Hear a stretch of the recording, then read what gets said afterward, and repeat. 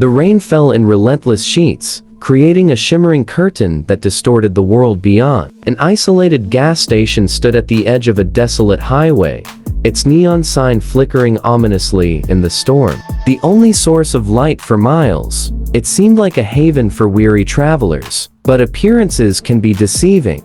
Late at night, a lone car pulled into the station, its tires splashing through puddles as it came to a stop beside the pumps. The driver, a young woman named Emily, glanced around nervously. She needed gas, but there was something off about the place. The station was eerily quiet, devoid of any other customers. Emily stepped out of her car and made her way to the pump, her footsteps echoing on the wet pavement. As she reached for the nozzle, a shiver ran down her spine. She couldn't shake the feeling that she was being watched. She looked around, her heart racing, but the rain and darkness concealed any potential threat. With a sigh, Emily started pumping gas, trying to reassure herself that she was just being paranoid. But then, she heard a faint scraping sound coming from the shadows behind her. She turned, her eyes widening as she saw a figure emerging from the darkness. It was a man, tall and hunched, his face obscured by a tattered hood. Emily's breath caught in her throat as the man shuffled closer. "Need a hand?" he mumbled, his voice a low rasp.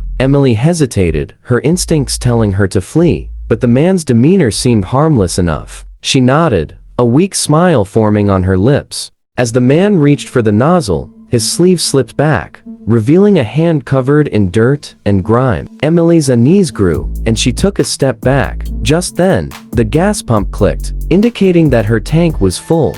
She quickly pulled out her wallet and handed the man some cash. "Thanks," he whispered, his hood casting his face into shadow once again. Emily nodded, her heart pounding as she climbed back into her car. As she drove away, she stole a glance in her rearview mirror, her eyes widening in terror. The man was watching her from the station, his hood now pulled back to reveal a face twisted by scars and malice. He waved, a chilling smile stretching across his lips. Emily floored the gas pedal, her heart racing as she sped down the rain-soaked highway. Hours later, she reached a bustling town and pulled into a brightly lit gas station. She retold her harrowing experience to the attendant, who listened with a mix of concern and disbelief. When Emily described the man's appearance, the attendant's face turned pale. "You're lucky to be alive," he said, his voice shaking. He pointed to a faded newspaper clipping on the wall, dated several years back. The headline read,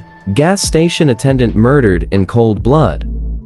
The man Emily encountered had been the prime suspect, but he disappeared before he could be arrested. As Emily stared at the clipping, she realized the true horror of her encounter. The man she encountered wasn't a gas station attendant. He was a ghostly reminder of a gruesome past. And as she looked out the window at the stormy night, she couldn't help but wonder how close she had come to becoming another victim in his twisted tale.